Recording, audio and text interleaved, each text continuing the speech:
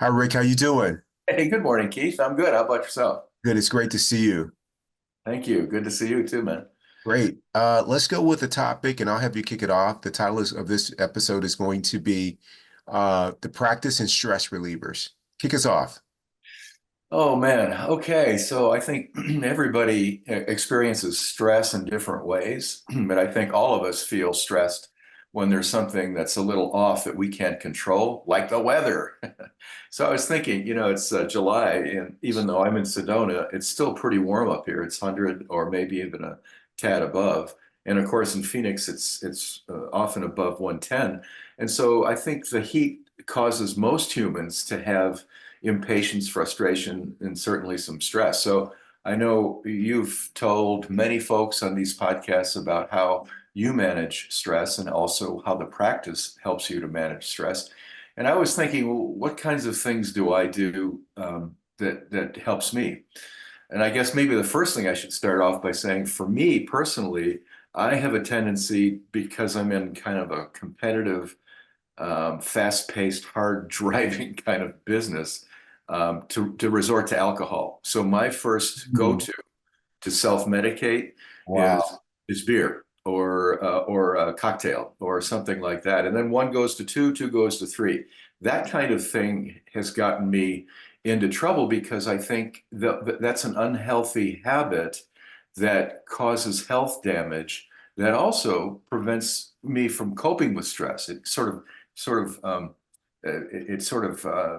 deactivates whatever practice you've got going, and it puts a whole new infrastructure, a whole new software pattern into your body when you're taking alcohol or relying on things. So I guess my first thing would be for Rick.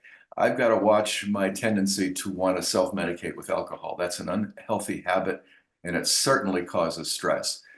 Now, turning to the other side, the positive side of things, I think the biggest thing, number one, and probably number two, would be related to fitness and nutrition. And the first is move your body.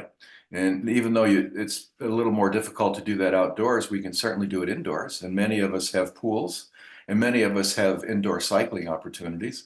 There's lots of things we could do early in the morning as well, at least up here in Sedona when it's still 65, 75, doesn't get to 80 until maybe 10.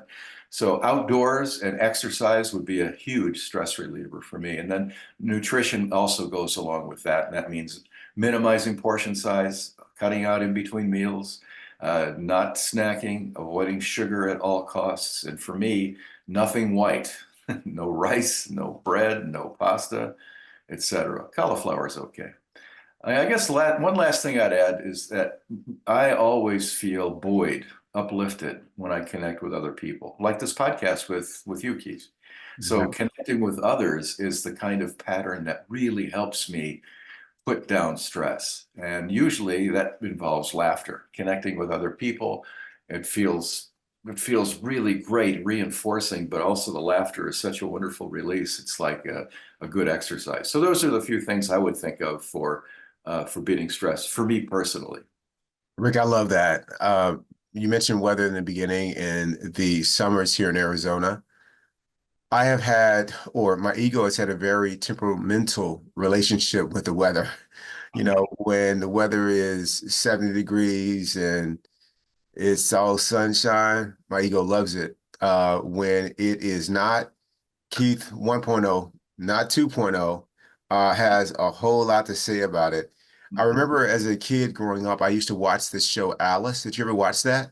I think so. It sounds familiar. Yeah, it was a little diner show where she was a That's single it. mom. Yeah, and she had mail in his diner.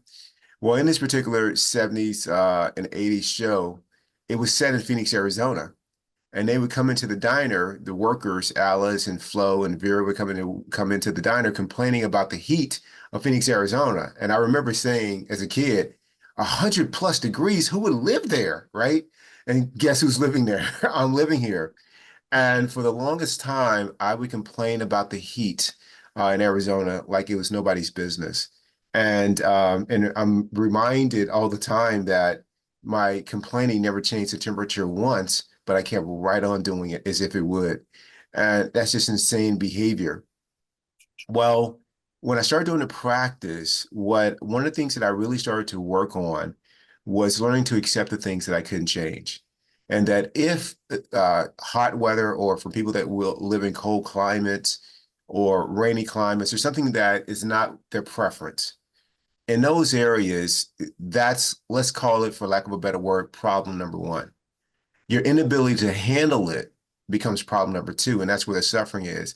And somewhere when I started doing the practice, I really remembered a podcast that we did that was pain is inevitable. In this case, let's say a problem that, is part of the human experience is inevitable.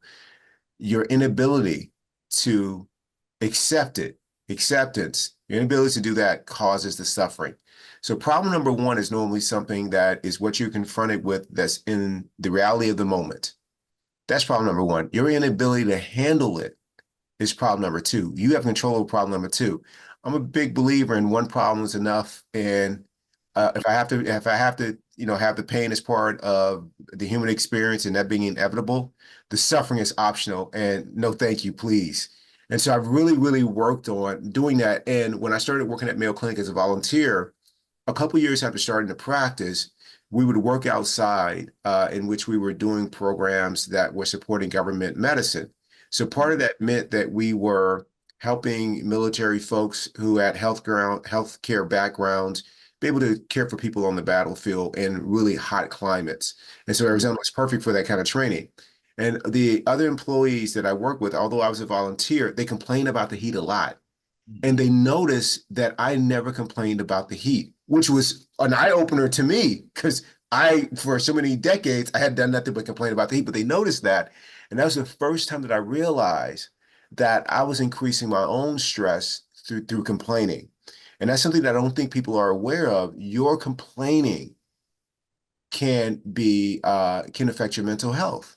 And so I really stopped doing that. And I became aware that there was a choice in that moment. That doesn't mean that I ignored things. I was just aware that there was a choice. And so that was really, really big for me. Another thing in terms of a stress reliever was, so the first one, a stress reliever for me is accepting the reality that's in front of me. And two, being aware that my inability to accept it is what will cause me stress or affect my mental health or my well-being. The other thing that I will say is something that you hit on is having people to talk to. That really, really can increase your well-being through that social human to human interaction. Even if you had a problem, I remember I had a huge problem. It was one in which it's a financial hardship problem many years ago, not one that could be easily solved unless somebody was willing to pay my mortgage for a year. And that's something that I wouldn't ask anybody. But the fact that I didn't tell anybody about it, Mm. it caused me so much deep suffering. One, I held on to the house longer than I should, and so I got less for it. But two, there was shame that I thought that I'd failed, and so I didn't tell anyone.